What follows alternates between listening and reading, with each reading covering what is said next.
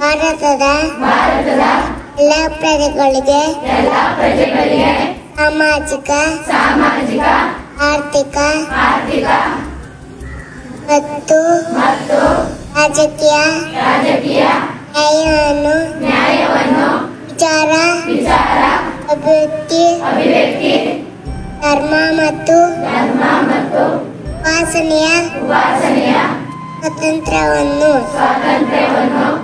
ಭಾರತದ ಪ್ರಜೆಗಳಾಗಿರ್ತಕ್ಕಂಥ ನಾವು ಈ ಪುಟ್ಟ ಬಾಲಕನಿಂದ ಸ್ಫೂರ್ತಿಯನ್ನ ಪಡೆದು ನಾವು ಸಹ ಸಂವಿಧಾನವನ್ನ ನಮ್ಮ ಜೀವನದ ಅವಿಭಾಜ್ಯ ಅಂಗವನ್ನಾಗಿ ಮಾಡಿಕೊಳ್ಳೋಣ ಎಂದು ನಾವು ಹೇಳೋಣ. ಮತ್ತೊಮ್ಮೆ ಹರ್ಷವರ್ಧನನಿಗೆ ಅಭಿನಂದನೆಗಳು, ಕಂಗ್ರ್ಯಾಚುಲೇಷನ್. ಆದಂತಹ ಈ ಕ್ಷಣ ಖುದ್ದು ಮುಖ್ಯಮಂತ್ರಿಗಳು ಹಾಗೂ ಸಮಾಜ ಕಲ್ಯಾಣ ಸಚಿವರು ಈ ಪುಟ್ಟು ಬಾಲಕನಿಗೆ ಗೌರವವನ್ನ ಮಾಡಿ ಇದೇ ರೀತಿ ನಿನ್ನ ಸ್ನೇಹಿತರಿಗೂ ನಿನ್ನ ಸುತ್ತಮುತ್ತ ಇರತಕ್ಕಂಥ ಎಲ್ಲ ಮನೆಗಳಿಗೂ ಸಹ ಈ ಸಂವಿಧಾನದ ಸಂದೇಶವನ್ನ ಸ್ಫೂರ್ತಿಯನ್ನ ಸಾರು ಅನ್ನುವಂತಹ ಅಂಶವನ್ನ ತಿಳಿಸ್ತಾ ಇದ್ದಾರೆ.